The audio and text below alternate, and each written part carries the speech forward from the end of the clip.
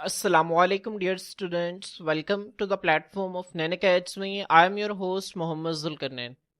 तो स्टूडेंट्स आज के इस वीडियो के अंदर हम फर्स्ट ईयर बायोलॉजी जो हमारी न्यू बुक है उसके chapter number 10 human respiratory system.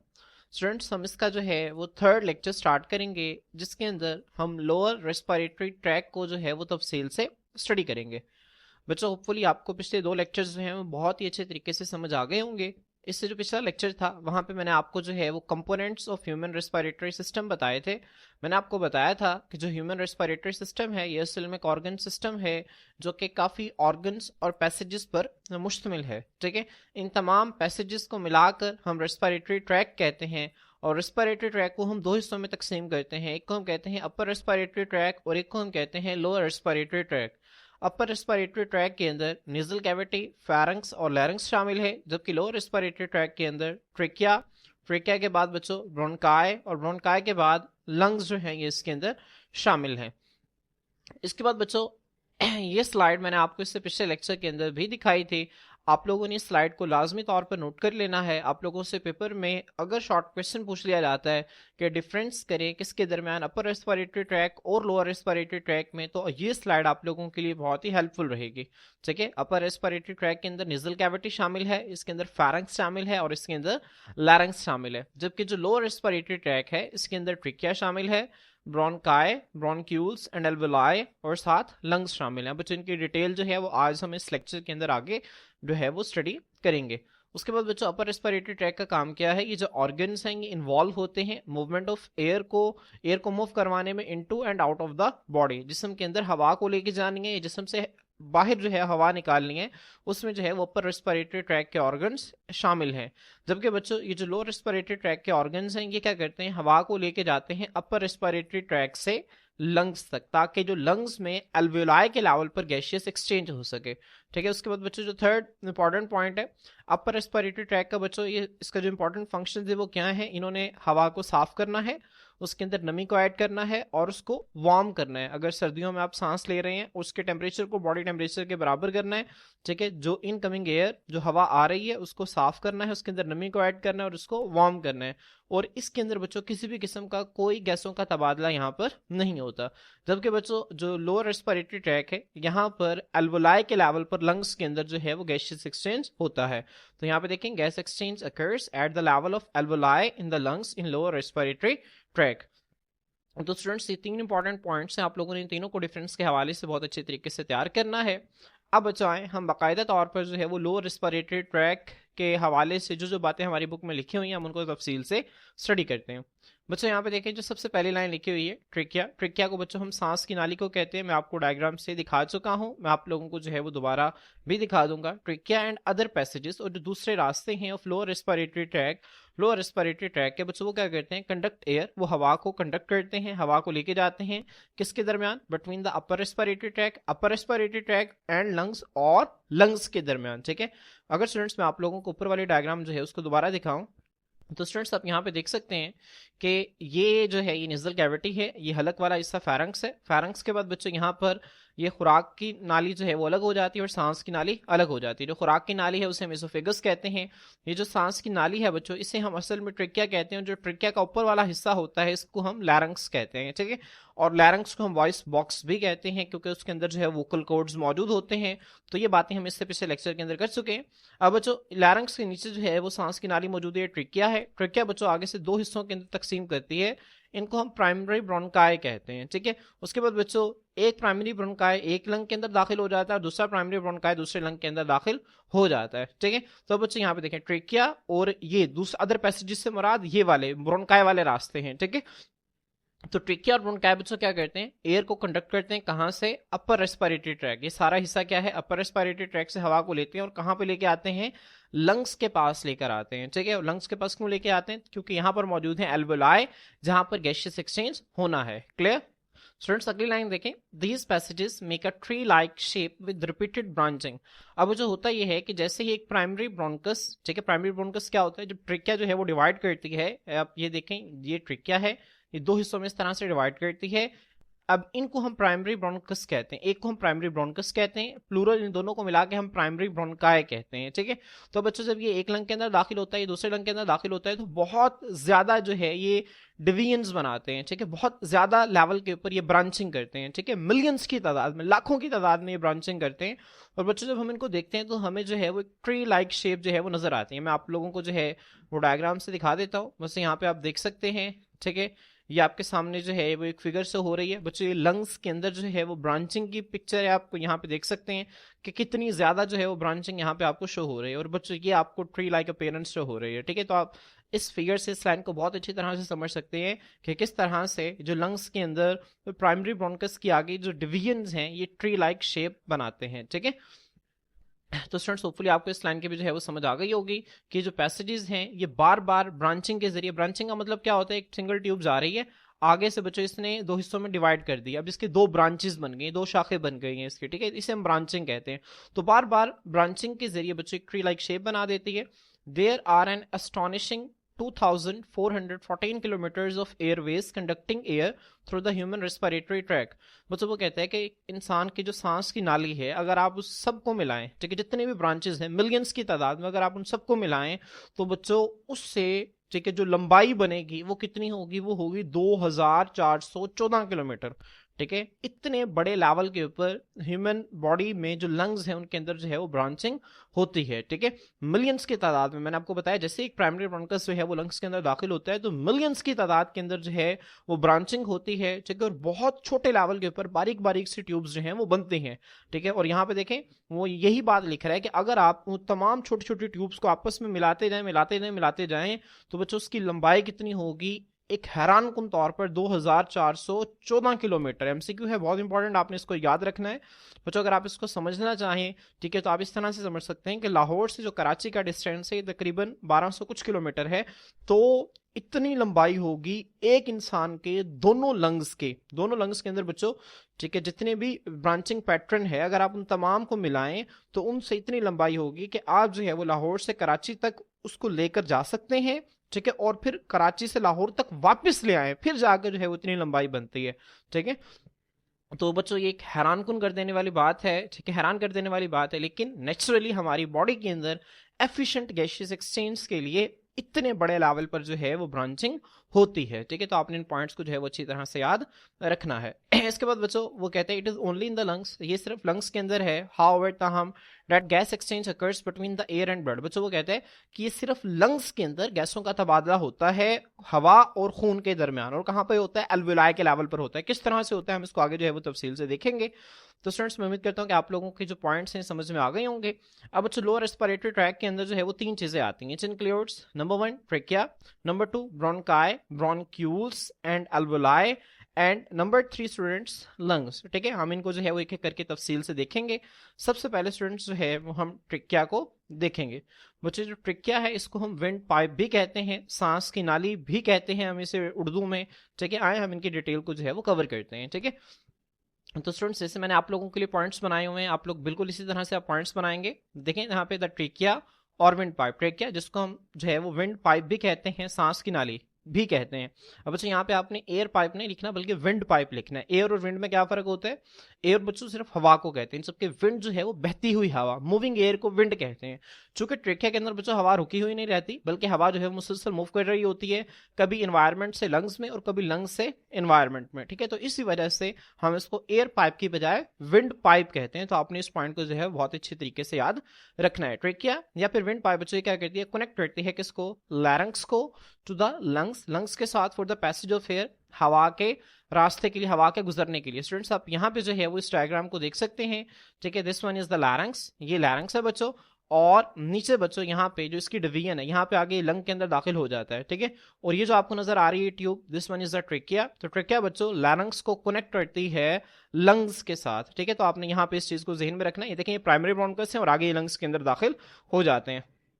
ठीक है। तो बच्चों इसकी डेफिनेशन हो गई। आगे इसके डायमेंशंस हैं, इसके हवाले से कुछ फिगर्स आपकी बुक के अंदर लिखे हुए हैं बच्चों। ये important MCQ, it is the widest passage way in the respiratory track.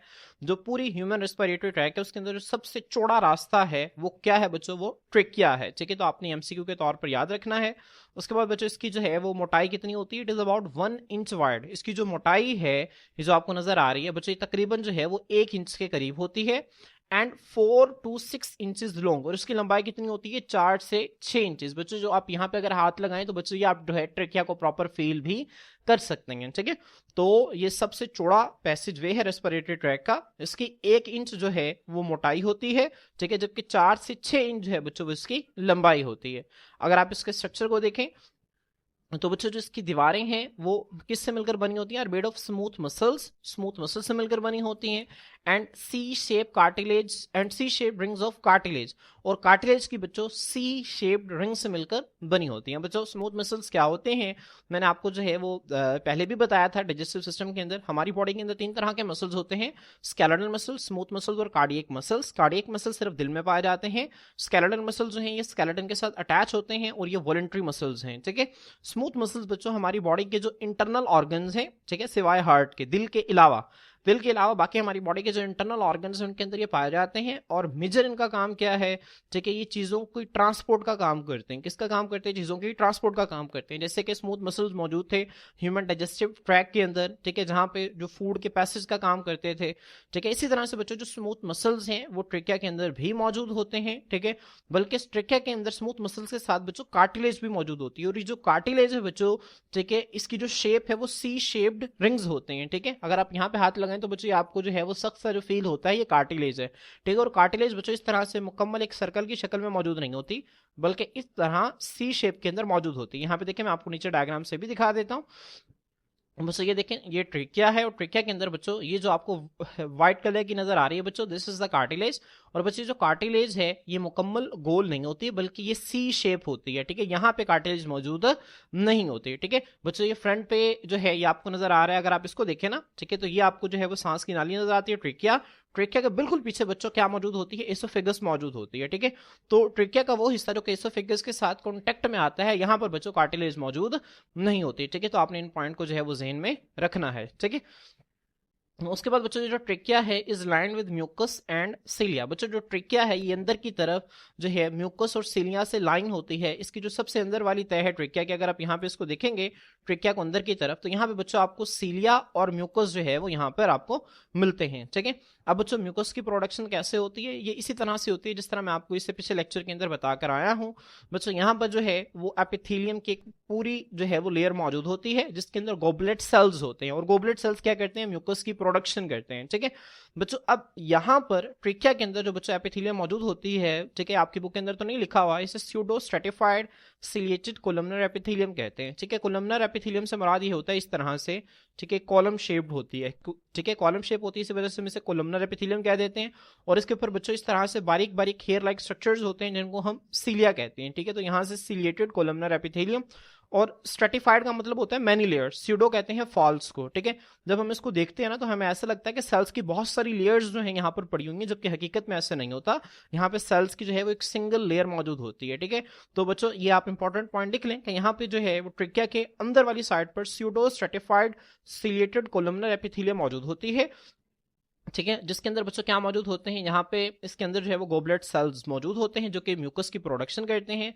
यहाँ पे बच्चों इस तरह से जो है वो म्यूकस भी मौजूद होता है, और म्यूकस के साथ साथ बच्चों यहाँ पर जो है वो सीलिया भी मौजूद होते हैं। ठीक है, ये तो यहाँ पे यही लाइन वो लिखता है कि जो ट्रेकिया है, ठीक है, वो लाइन हुई होती है म्यूकस और सीलिया के साथ। क्लियर, तो बच्चों यहाँ पे जब आप ट्रेकिया को अंदर से देखते हैं तो यहाँ पे आपको सीलिया भी मिलते हैं और म्यूकस भी मिलता है। बच्चों ये होता क्यों है, आए हम इनका जो है वो फंक्शन देखते हैं। तो बच्चों यहाँ पे देखिए फंक्शन क्या है सीलिया का। द सीलिया प्रोपेल, जो सीलिया है वो धकेलती है फॉरेन पार्टिकल्स, बाहर वाले पार्टिकल्स को ट्रैप्ड इन द म्यूकस, जो कि म्यूकस के अंदर फंस जाते हैं, टुवर्ड द फेरेंक्स की तरफ।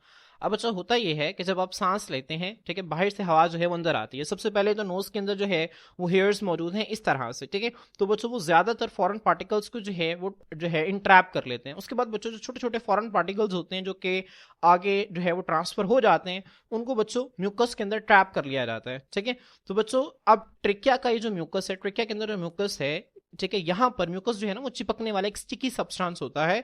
तो यहाँ पर बच्चों हवा के अंदर अगर कोई फॉरेन पार्टिकल मौजूद है तो यहाँ पे वो क्या हो जाएगा, स्टिक हो जाएगा। फर्ज करें यहाँ पे बच्चों एक जो फॉरेन पार्टिकल है वो यहाँ पे इस तरह से जो है वो स्टिक हो गया है, जो आपको नजर आ रहे हैं। ठीक है, ये फॉरेन पार्टिकल्स हैं। अब बच्चों जब यहाँ पे स्टिक हो गए तो सीलिया बच्चों मूव करते हैं। ठीक है, और इस तरह से मूव करते हैं। ठीक है, ये इन फॉरेन पार्टिकल्स को म्यूकस के जरिए प्रोपेल करते हैं, धकेलते हैं। ठीक है, और कहाँ पे धकेलते हैं, ऊपर की तरफ, फेरेंक्स की तरफ धकेलते हैं। अगर यहाँ पे कोई फॉरेन पार्टिकल मौजूद है तो सीलिया की मूवमेंट के जरिए जो फॉरेन पार्टिकल है ये फेरेंक्स के अंदर आ जाएगा। और जब फेरेंक्स के अंदर आ जाएगा बच्चों तो आगे उस फॉरेन पार्टिकल के पास दो ऑप्शन होंगे, या तो उसको सांस की नाली में भेज दिया जाए, स्वेलो कर लिया जाए, निगल लिया जाए, या फिर बच्चों एक कफ रिफ्लेक्स को जनरेट किया जाए, एक खांसी जो है वो आए और उस खांसी के जरिए बच्चों जितने भी फॉरेन पार्टिकल्स हैं उनको बॉडी से बाहर प्रोपेल कर दिया जाए, निकाल दिया जाए। ठीक है, तो स्टूडेंट्स होपफुली आपको इस पॉइंट की भी अच्छी तरीके से समझ आ गई होगी कि सीलिया जो है वो फॉरेन पार्टिकल्स को धकेलते हैं। ठीक है, जो कि म्यूकस के अंदर ट्रैप हो जाते हैं फेरेंक्स की तरफ। और फिर आगे आपको पता होना चाहिए कि फेरेंक्स से दो ऑप्शंस हैं, या तो वो स्वेलो हो सकते हैं, निगल सकते हैं। ठीक है, क्योंकि अगर बच्चों फॉरेन पार्टिकल आपके स्टमक के अंदर जाएंगे वहां पे हाइड्रोक्लोरिक एसिड उसे वैसे ही डिस्ट्रॉय कर देगा। और या बच्चों दूसरा ऑप्शन ये है कि वो आपको कफ आएगी और उस खांसी के जरिए जो फॉरेन पार्टिकल्स हैं वो बाहर निकल सकते हैं। क्लियर। इसके बाद बच्चों सी शेप कार्टिलेज का फंक्शन क्या होता है ट्रिकिया के अंदर। ठीक है, यहाँ पे देखें the C shape cartilage provides strength, ये स्ट्रेंथ फराम करती है, ताकत फराम करती है, सपोर्ट और सहारा देती है टू द ट्रिकिया, ट्रिकिया को, to keep the passage open, कि जो हवा है, जो रास्ता है हवा का वो खुला रहे। बच्चों अगर आप जो है वो गुब्बारा लें, गुब्बारे के अंदर आप हवा भरें वो खुल जाता है। ठीक है, लेकिन बच्चों जब आप उससे हवा बाहर निकालें तो वो इस तरह से कोलैप्स कर जाता है। इसी तरह बच्चों अगर आप प्लास्टिक की बोतल लें, आप उसके अंदर हवा भरें, ठीक है, वो फैल जाती है, लेकिन जब आप उससे हवा बाहर निकालें तो बिल्कुल इस तरह से कोलैप्स कर जाएगी। ठीक है, अब बच्चों जो ट्रिकिया है इसके भी कोलैप्स करने के, कोलैप्स का मतलब ये है कि इसके सुकड़ने के चांसेस हैं। ठीक है, अब बच्चों इसको सुकड़ने से बचाने के लिए नेचर ने इसके अंदर सी शेप जो है वो कार्टिलेज रखे हैं। ठीक है, नेचर ने इसके अंदर क्या रखे हैं, सी शेप कार्टिलेज रखे हैं, ताकि ये जो ट्रिकिया है ये कोलैप्स ना कर जाए जब हवा इससे बाहर निकले। ठीक है, तो आपने इन पॉइंट्स को जो है वो जहन में रखना है। और स्टूडेंट्स यहाँ पे आपने एक और पॉइंट ध्यान में रखना है कि ट्रिकिया के अंदर जो है वो सी शेप कार्टिलेज ही क्यों होते हैं, यहाँ पर जो है वो कंप्लीट कार्टिलेज की रिंग मौजूद क्यों नहीं होती। मुझे इसकी वजह यह है कि ट्रिकिया के बिल्कुल पीछे जो है वो एसोफेगस पड़ी होती है, खुराक की नाली पड़ी होती है। अगर इसके अंदर जो है वो कंप्लीट कार्टिलेज होती तो एसोफेगस के बच्चों दबने के चांसेस हैं। ठीक है, अगर वो दब जाए, एसोफेगस दब जाए, तो वहां पर बच्चों जो स्वेलोइंग का अमल है, जो निगलने का अमल है, जो कि पेरिस्टालसिस के जरिए हो रहा होता है, ठीक है, उससे वो मुतासिर हो सकता था। ठीक है, इसी वजह से नेचर ने ट्रिकिया के अंदर जो है वो सी शेप कार्टिलेज रिंग्स रखे हैं। ठीक है, अब इससे होता यह है कि स्वेलोइंग का अमल भी मुतासिर नहीं होता और जो ट्रिकिया है वो कोलैप्स होने से भी बच जाती है। इसके बाद बच्चों क्या होता है, ये जो ट्रेकिया है बच्चों ये ब्रांचेस ये तकसीम करती है एट द बॉटम। ठीक है, बॉटम कहते हैं निचले लेवल के ऊपर, टू फॉर्म बनाने के लिए ट्रू ब्रोनकाई, दो ब्रोनकाई। यहाँ पे देखें जो ट्रेकिया डिवाइड करके दो ब्रोनकाई बना रही है। ठीक है, और बच्चों इन ब्रोनकाई को जो है वो हम प्राइमरी ब्रोनकाई का नाम देते हैं। ठीक है, तो आपने इस पॉइंट को भी जहन में रखना है। ठीक है, इसके बाद बच्चों जो लोअर रेस्पिरेटरी ट्रैक का हमारा दूसरा पोर्शन है वो है ब्रोनकाई, ब्रोनक्यूल्स एंड एल्वोलाई। ठीक है, मैं दोबारा रिपीट करें मेरे साथ, ब्रोनकाई, ब्रोनक्यूल्स एंड एल्वोलाई। अब बच्चों ये होते क्या हैं, आए हम इनकी तफसील जो है उसको स्टडी करते हैं।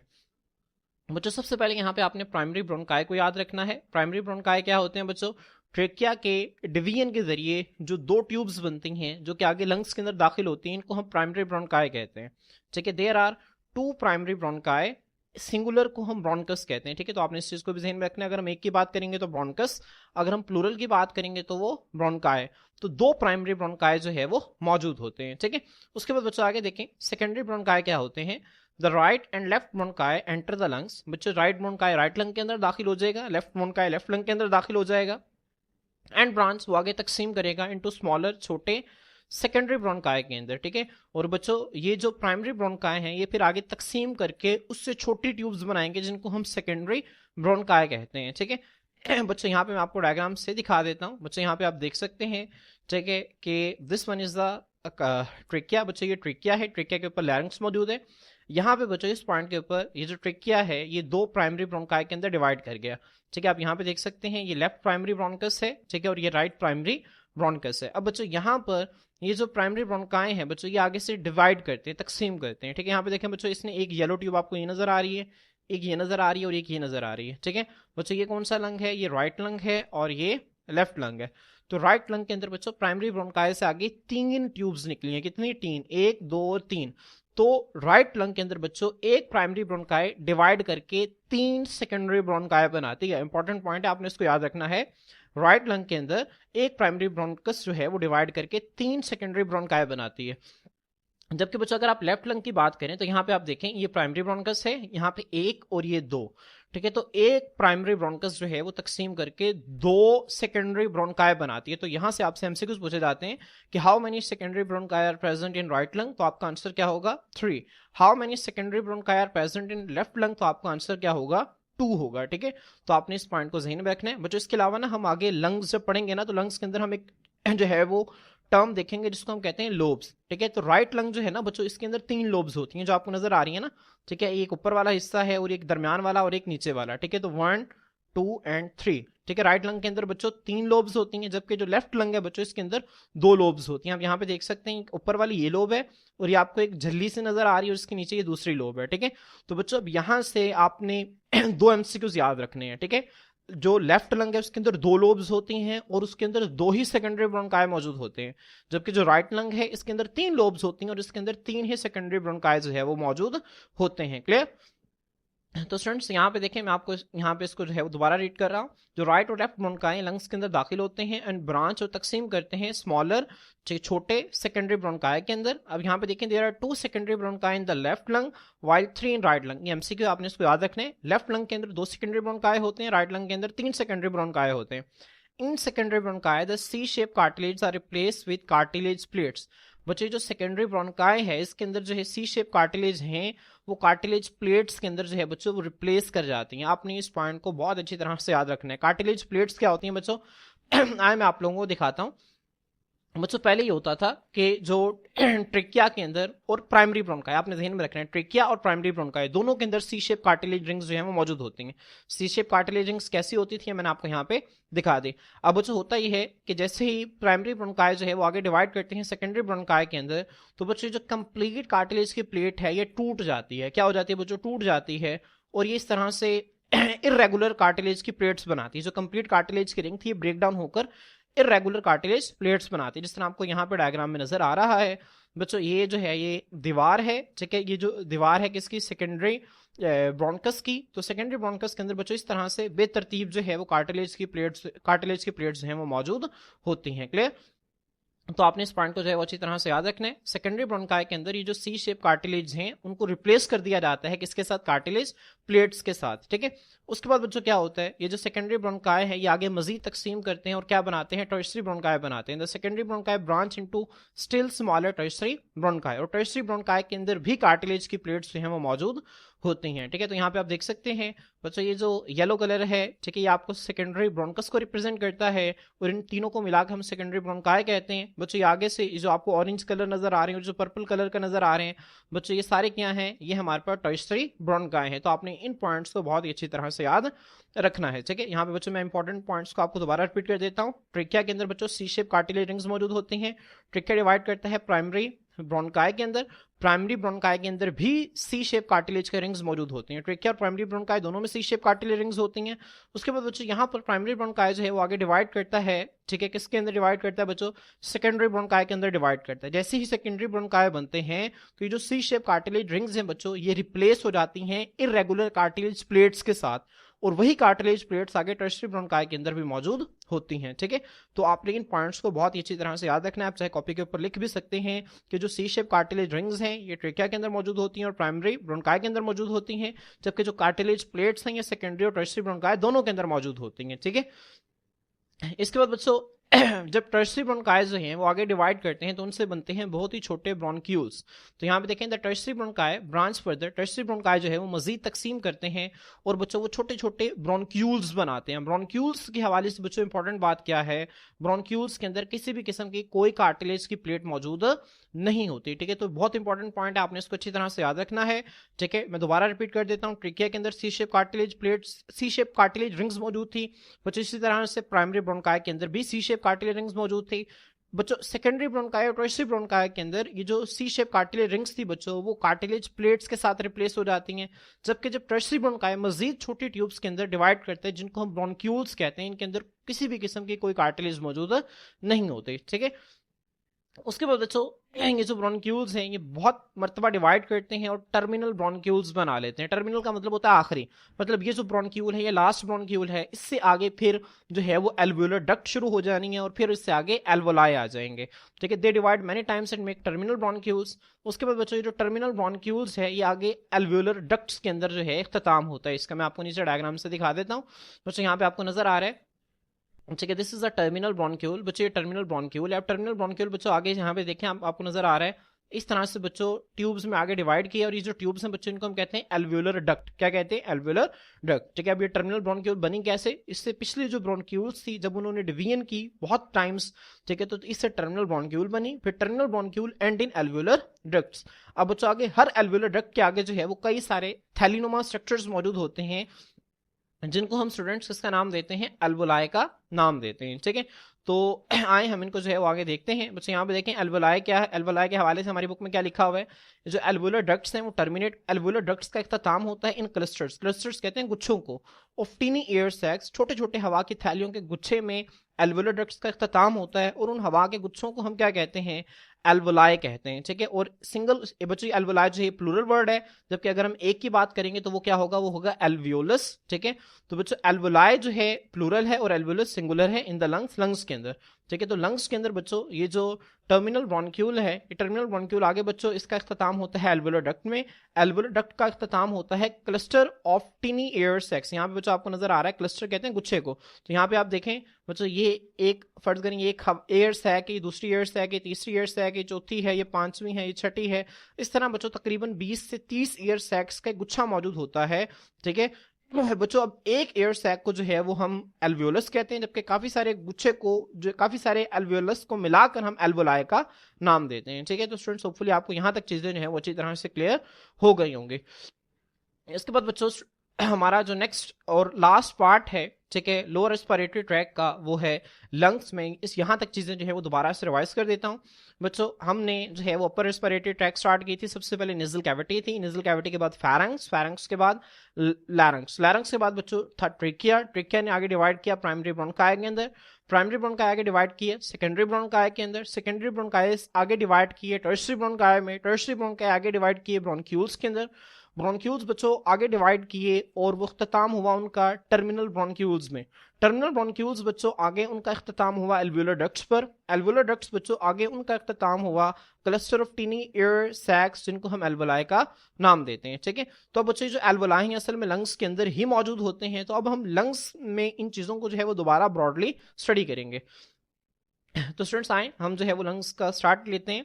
The lungs are the largest organs of the respiratory tract. Respiratory tract के जो सबसे बड़े ऑर्गन्स हैं वो लंग्स हैं। इंपॉर्टेंट एमसीक्यू है, अगर आपसे पूछे कि रेस्पिरेटरी ट्रैक की सबसे वाइडेस्ट जो है वो ट्यूब कौन सी है, तो आपका आंसर होगा ट्रिकिया, और सबसे बड़े ऑर्गन्स कौन से हैं, तो आपका आंसर होगा लंग्स। ठीक है बच्चों, अब ये जो लंग्स हैं, लंग्स जो हैं ये दो मेम्ब्रेन से कवर होते हैं। The outside of each lung is covered by two membranes. Her lung जो है वो बाहर की तरफ से दो मेम्ब्रेन से कवर होता है। एक को हम कहते हैं विजरल प्लूरा और एक को हम कहते हैं पैराइटल प्लूरा। बच्चों यहाँ पे मैं आपको जो है वो डायग्राम से दिखा देता हूँ। यहाँ पे आप देख सकते हैं बच्चों ये लंग्स हैं, जो आपको रेड कलर की बाउंड्री नजर आ रही है लंग्स की है। बच्चों लंग्स के बाहर ये जो आपको मेम्ब्रेन नजर आ रही है बच्चों, this one is the visceral pleura. अब बच्चों जो प्लूरा लफ्ज है ये हम लंग्स के लिए इस्तेमाल करते हैं, और ये जो विजरल है ना बच्चों, ये लैटिन वर्ड से निकला है जिसका मतलब होता है ऑर्गन। इसका क्या मतलब है? ऑर्गन। बच्चों आप इस लफ्ज को जो है विजरल लफ्ज को आगे भी आप इस्तेमाल करेंगे तो ज़हन में रखें, विजरल बच्चों कोई भी ऐसी लेयर, कोई भी ऐसी तय जो कि ऑर्गन के साथ चिमटी हुई हो, ठीक है, ऑर्गन के बिल्कुल बाहर मौजूद हो, उसको हम विजरल कहते हैं। ठीक है, जबकि बच्चों जो पैराइटल लफ्ज है, ठीक है, ये इससे क्या मुराद है? पैराइटल मुराद कोई भी ऐसी तय जो कि बॉडी वाल को अंदर की तरफ से कवर करे। जैसे बच्चों यहाँ पे नजर आ रहा है बच्चों, ये जो है ये थोरैसिक वाल है, सीने की दीवार है, सीने की दीवार को बच्चों ये जो तय है ये अंदर की तरफ से कवर कर रही है। ठीक है, और ये लंग्स के हवाले से है तो इसको हम पैराइटल प्लूरा का नाम दे देते हैं। ठीक है, तो बच्चों लंग्स के दो मेम्ब्रेन्स हैं, एक को हम विजरल प्लूरा कहते हैं। विजरल प्लूरा क्यों कहते हैं? क्योंकि लंग्स के बिल्कुल साथ मौजूद होती है। और बच्चों दूसरी जो तय है ये है पैराइटल प्लूरा, ये थोरैसिक वॉल के बिल्कुल साथ मौजूद होती है। अब इन दोनों के दरमियान बच्चों ये जो स्पेस है इसको हम नाम देते हैं प्लूरल कैविटी का। किसका नाम देते हैं बच्चों? प्लूरल कैविटी का नाम देते हैं। और इस प्लूरल कैविटी के अंदर बच्चों एक फ्लूइड मौजूद होता है, और इस फ्लूइड को हम नाम देते हैं प्लूरल फ्लूइड का। अब जब हम सांस लेते हैं, सांस अंदर लेते हैं और सांस बाहर निकालते हैं, तो लंग्स एक्सपैंड करते हैं और कॉन्ट्रैक्ट करते हैं। तो उनकी एक्सपेंशन और कॉन्ट्रैक्शन के नतीजा में उनकी दीवारें जो है वो डैमेज नहीं होती। क्यों डैमेज नहीं होती? क्योंकि यहाँ पर बच्चों प्लूरल फ्लूइड जो है वो मौजूद होता है, जो कि फ्रिक्शन को कम करता है। क्लियर? तो आपने इन पॉइंट्स को जो है बच्चों बहुत ही अच्छी तरीके से याद रखना है। स्टूडेंट्स अब जो है हम इसको यहाँ से रीड कर लेते हैं। The outside of each lung is covered by 2 membranes. Her lung जो है बाहर की तरफ से 2 मेम्ब्रेन से कवर होता है। एक को हम विजुअल प्यूरा कहते हैं और एक को हम पैराइटल प्यूरा कहते हैं। जिसकी फर्स्ट मेम्ब्रेन है, जिसको हम विजुअल प्यूरा कहते हैं, लाइंस द लंग्स, ये लंग्स को अंदर की तरफ से कवर करती है। जबकि बच्चों जिसकी जो सेकंड मेम्ब्रेन है, जिसको हम पैराइटल प्यूरा कहते हैं, ये लाइंस ये कवर करती है the inner wall of thoracic cavity. बच्चों थोरैसिक कैविटी जो है ये असल में वो कैविटी है जहां पे लंग्स मौजूद होते हैं। ठीक है, वो कैविटी जहां पे लंग्स मौजूद हैं उसको हम थोरैसिक कैविटी का नाम देते हैं। तो थोरैसिक कैविटी को, जो थोरैसिक कैविटी की जो दीवार है जिसको हम थोरैसिक वाल कह रहे हैं, उसको अंदर की जानिब से कवर करने का काम कौन करती है? पैराइटल प्यूरा करती है। ठीक है, the small space between these 2 membranes called pleural cavity. अब इन 2 मेम्ब्रेन्स के दरमियान बच्चों जो छोटी सी जगह मौजूद होती है इसको हम प्लूरल कैविटी का नाम देते हैं। इसके बाद बच्चों इस प्लूरल कैविटी के अंदर जो है वो एक फ्लूइड भरा होता है, उस फ्लूइड को हम प्लूरल फ्लूइड का नाम देते हैं। ये जो फ्लूइड है बच्चों ये अलाउ करता है लंग्स को टू एक्सपैंड, के वो फैलें एंड कॉन्ट्रैक्ट और सुकड़ें फ्रीली आजादाना ड्यूरिंग ब्रीथिंग, सांस लेते वक्त। ठीक है, आपको पता है जब हम सांस अंदर लेते हैं तो हमारे लंग्स एक्सपैंड करते हैं, और जब हम सांस बाहर निकालते हैं तो हमारे लंग्स कॉन्ट्रैक्ट करते हैं। तो लंग्स के एक्सपेंशन और कॉन्ट्रैक्शन के दौरान फ्रिक्शन को कम करने के लिए यहाँ पर प्लूरल फ्लूइड जो है वो मौजूद होता है। ठीक है, इसके बाद बच्चों मैंने आपको जैसे कि पहले बता चुका हूं कि हम जो है वो लंग्स में एक टर्म डिस्कस करेंगे जिसका नाम है लोब्स। बच्चों यहाँ पे मैं आपको डायग्राम से दोबारा दिखा देता हूं। बच्चों असल में जो लोब्स है ना ये लंग्स के पार्ट्स हैं। ठीक है, लंग्स जो है ना बच्चों उनको, ठीक है, खास किस्म के फिशर्स कहते हैं दरार को, झिल्ली को। ठीक है, खास किस्म की दरार या झिल्ली के जरिए बच्चों तकसीम किया जाता है। जो बच्चों यहाँ ये राइट लंग है और ये लेफ्ट लंग है। राइट लंग के अंदर बच्चों 3 लोब्स मौजूद होते हैं। ठीक है बच्चों, एक आपको यहाँ पे नजर आ रही है, एक झिल्ली है बच्चों, ये देखिए ये हॉरिजॉन्टल है इस तरह से। ठीक है, फिशर कहते हैं झिल्ली को। हॉरिजॉन्टल का मतलब होता है, ठीक है, इस तरह से। ठीक है, ये जो है ये हॉरिजॉन्टल और ये वर्टिकल। तो बच्चों ये जो झिल्ली है ये हॉरिजॉन्टल है तो इसको हम हॉरिजॉन्टल फिशर का नाम दे देते हैं। और यहाँ पे बच्चों झिल्ली जो है वो थोड़ी सी टेढ़ी होती है तो इसको हम जो है वो ओब्लिक फिशर का नाम दे देते हैं। अब राइट लंग के अंदर बच्चों 2 झिल्लियां मौजूद होती हैं। ठीक है, एक को हम हॉरिजॉन्टल फिशर कहते हैं और एक को हम ओब्लिक फिशर कहते हैं। जो 2 झिल्लियां हैं बच्चों ये राइट लंग को 3 लोब्स के अंदर डिवाइड करती हैं। एक को हम कहते हैं सुपीरियर लोब, एक को हम कहते हैं मिडल लोब और एक को हम कहते हैं इंफीरियर लोब। ठीक है बच्चों, अब ये जो लेफ्ट लंग है इसके अंदर एक ही झिल्ली मौजूद होती है जिसको हम ओब्लिक फिशर कहते हैं। बच्चों ऑब्लिक फिशर जो है ये लेफ्ट लंग को 2 लोब्स में डिवाइड करते हैं, एक को हम सुपीरियर लोब कहते हैं और एक को हम इंफीरियर लोब कहते हैं। बच्चों ये जो झिल्ली है बिल्कुल इसी तरह से, जिस तरह आप एक ऑरेंज के अंदर देखें कि यहाँ पे बच्चों ऑरेंज के पीसेस हैं, इनके दरमियान बच्चों ये जो आपको फिशर नजर आ रहे हैं, ठीक है, ये जो आपको झिल्ली नजर आ रही है जो कि ऑरेंजेस के अलग अलग पीसेस को जो है वो डिवाइड करती है। ठीक है, बिल्कुल इसी तरह से बच्चों यहाँ पर ये झिल्ली है जिसको हम फिशर का नाम दे रहे हैं यहाँ पर ये मौजूद होती है। और बच्चों ये बनती कैसी है? असल में प्लूरा ही बनाता है। जो लंग्स के बाहर की कवरिंग है ना प्लूरा, वही जो है वो फिशर्स बनाते हैं जो कि लंग्स को अलग अलग हिस्सों के अंदर डिवाइड करते हैं। बच्चों इसका फायदा क्या होता है लोब्स का? लोब्स का फायदा ये होता है कि राइट लंग के अब देखें 3 लोब्स हैं, हर लोब जो है वो अपने इंडिपेंडेंट फंक्शंस को परफॉर्म करता है। बिलफर्ज अगर बच्चों इंफीरियर लोब के अंदर अगर कोई इन्फेक्शन हो गया है तो इंफीरियर लोब से गैशियस एक्सचेंज मुतासिर होगा, लेकिन सुपीरियर लोब और मिडल लोब जो है वो अपने सही तरह से काम जो है वो करते रहेंगे। ठीक है, तो बच्चों इन लोब्स का जो है वो ये फायदा होता है कि अगर लंग का कोई एक हिस्सा मुतासिर हो जाता है तो बाकी लंग्स जो है वो मौसर तौर पर काम करते रहते हैं। ठीक है, बच्चों आए हम इनको जो है वो देखते हैं। हर लंग जो है वो लोब्स में डिवाइड किया जाता है। अब राइट लंग के अंदर कितने लोब्स होते हैं? राइट लंग जो है बच्चों वो बड़ा होता है और उसके अंदर 3 लोब्स होते हैं। अब बच्चों जो लेफ्ट लंग है छोटा होता है। लेफ्ट लंग छोटा क्यों होता है बच्चों? क्योंकि दिल का जो है दिल के जब हम पार्ट्स पढ़ेंगे इस अगले चैप्टर के अंदर तो जो हार्ट है बच्चों उसका लेफ्ट वेंट्रिकल जो है वो लेफ्ट साइड पर मौजूद होता है। ठीक है, और दिल को अकोमोडेट करने के लिए जो लेफ्ट लंग है उसका साइज जो है वो निस्बतन छोटा होता है। यहाँ पे आप देख सकते हैं इसे कार्डियक नोश कहते हैं। यहाँ पे दिल का एक हिस्सा जो है वो मौजूद होता है। हम इससे अगले चैप्टर के अंदर इसको जो है वो तफसील से देखेंगे। तो बच्चों राइट लंग बड़ा होता है। राइट लंग बड़ा होता है तो उसके अंदर जो है वो 3 लोब्स होते हैं और एक इंपॉर्टेंट पॉइंट 3 ही सेकेंडरी ब्रोंकाई मौजूद होते हैं। जबकि बच्चों ये जो लेफ्ट लंग है ये साइज में छोटा होता है, इसके अंदर 2 लोब्स होते हैं और 2 ही सेकेंडरी ब्रोंकाई मौजूद होते थे। अभी जो स्मॉलर लेफ्ट लंग है बच्चों ये क्या करता है? अलाउ करता है रूम, जगह देता है फॉर द हार्ट, दिल को, which is just left of the centre of the chest, जो कि सीने के सेंटर से थोड़ा सा जो है वो लेफ्ट की जानिब मौजूद होता है। ठीक है स्टूडेंट्स, होपफुली आपको यहाँ तक चीजें जो है वो समझ में आ गई होंगी। इसके बाद बच्चों लंग्स का स्ट्रक्चर है बच्चों वही बातें जो हम पहले स्टडी कर चुके हैं। जो टर्मिनल ब्रोंकाई हैं, ठीक है, एंड इन एल्वुलर डक्ट्स। बच्चों टर्मिनल ब्रोंकाई से मुराद यहाँ पे टर्मिनल ब्रोंक्यूल्स हैं, ठीक है। तो टर्मिनल ब्रोंक्यूल्स है ना बच्चों, वो एल्वुलर डक्ट्स में उनका इख्तिताम होता है। आपने यहाँ पे ब्रोंकाई की जगह पे जो है वो ब्रोंक्यूल्स लिख लेना है। जो टर्मिनल ब्रोंक्यूल्स हैं वो एल्वुलर डक्ट्स पे उनका इख्तिताम होता है। अब हर एल्वुलर डक्ट जो है वो एक क्लस्टर ऑफ एल्वुलाई के अंदर ओपन होता है, एल्वुलाई के गुच्छे के अंदर ओपन होता है।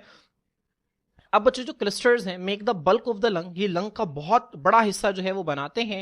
And are surrounded by blood capillaries, और उनके गिर्द जो है बच्चों बड़े पैमाने पर जो है वो ब्लड कैपिलरीज मौजूद होती हैं। हर क्लस्टर के अंदर बच्चों 20 से 30 एल्वुलाई जो है वो मौजूद होते हैं, ठीक है। तो यहाँ पे आप देख सकते हैं बच्चों, ठीक है, this one is the terminal bronchiole.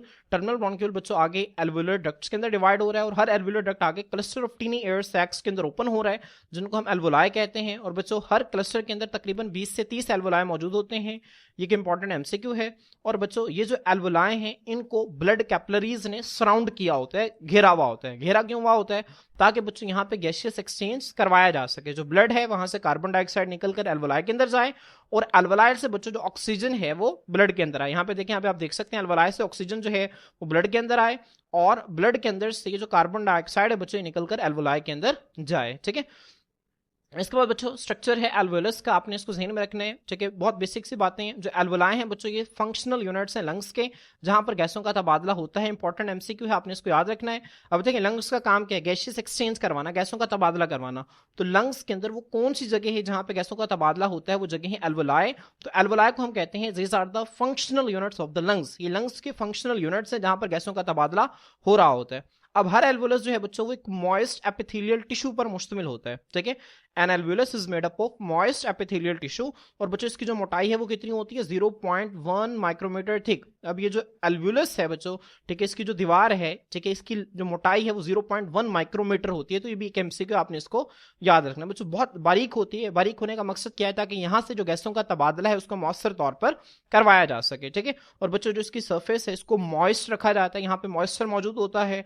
और ये जो मॉइस्चर है क्यों मौजूद होता है बच्चों? ताकि यहाँ पर गैसियस एक्सचेंज अच्छी तरह से हो सके। जब हमने प्रॉपर्टीज पढ़ी थी रेस्पिरेटरी सरफेस की, तो वहां पे मैंने आपको बताया था रेस्पिरेटरी सरफेस की एक प्रॉपर्टी ये है कि वहां पर मॉइस्चर मौजूद होना चाहिए, क्योंकि मॉइस्चर मौजूद होगा तो ही गैसियस एक्सचेंज इफेक्टिव हो सकेगा, ठीक है बच्चों। यहाँ पे देखें, so they provide the respiratory surface. So जो इस तरह से जो एल्वुलाई हैं रेस्पिरेटरी सरफेस के तौर पर अवेलेबल होते हैं, जहां पर जो गैसियस एक्सचेंज है वो टेक्स प्लेस, वो हो रहा होता है एयर और ब्लड के दरमियान।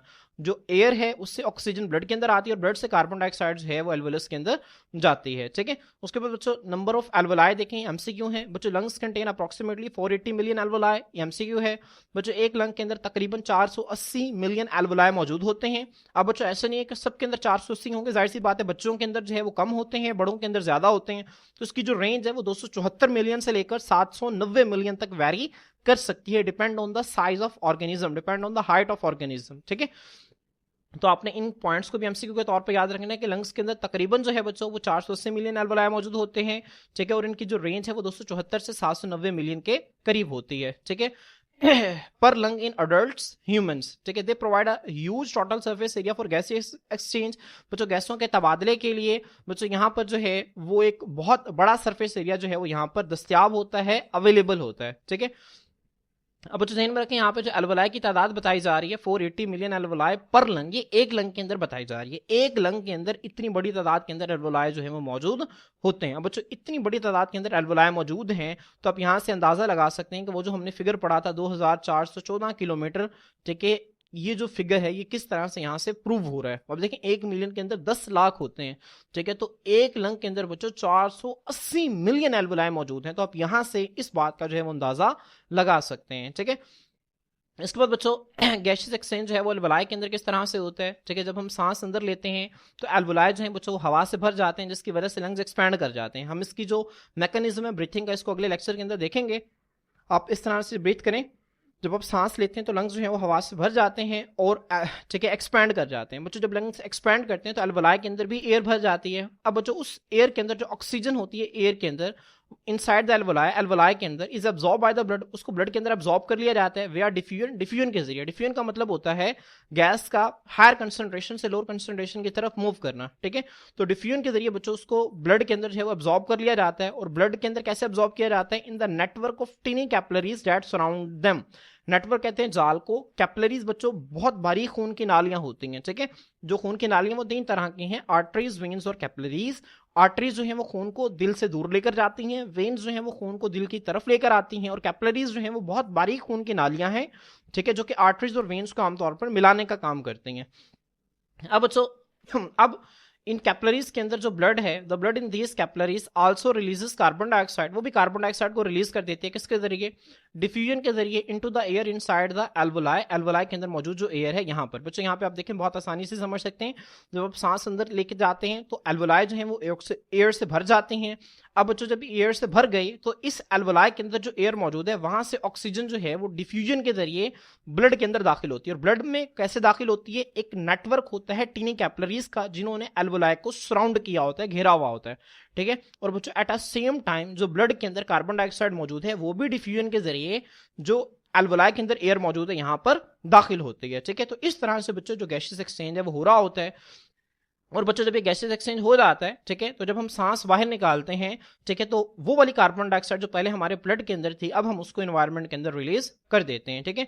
यहाँ पे देखें व्हेन वी ब्रीथ आउट, जब हम सांस बाहर निकालते हैं, air leaves the alveoli, air जो है वो एल्वोलाई से बाहर निकलती है, and rashes into the outside atmosphere, और बाहर वाले एटमॉस्फेयर की तरफ भागती है, कैरिंग कार्बन डाइऑक्साइड विद, अपने साथ कार्बन डाइऑक्साइड को लेकर जाते हुए। बच्चों ध्यान में रखें एयर के अंदर जो है वो सिर्फ ऑक्सीजन मौजूद नहीं है, उसके अंदर नाइट्रोजन भी मौजूद होती है, उसके अंदर जो है वो बाकी वाटर वेपर्स भी मौजूद होते हैं, और भी बाकी गैसेस मौजूद होते हैं, ठीक है। तो जब हम सांस लेते हैं तो बाकी गैसेस भी हमारी बॉडी के अंदर जाती हैं, लेकिन हमारे कैपिलरीज के अंदर रेड ब्लड सेल्स मौजूद होते हैं जिनके अंदर हीमोग्लोबिन मौजूद है, जो कि ऑक्सीजन के लिए ऑक्सीजन के लिए अफिनिटी रखते हैं, चाहत रखते हैं।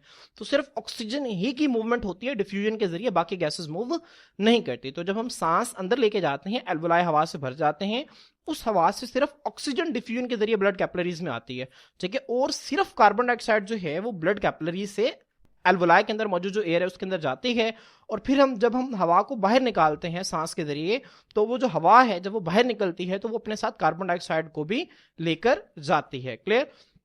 तो स्टूडेंट्स आपने जो है वो इनको अच्छी तरह से याद रखने हैं। अब बच्चों यहाँ पे हमारे पास 2 साइड बॉक्सेस हैं, एक सरफेक्टेंट के हवाले से और एक पल्मोनरी सर्कुलेशन के हवाले से है, ठीक है। इसको जो है बच्चों हम नेक्स्ट लेक्चर के साथ जो है वो तफसील से स्टडी करेंगे। आज के लिए इतना ही, अल्लाह हाफिज।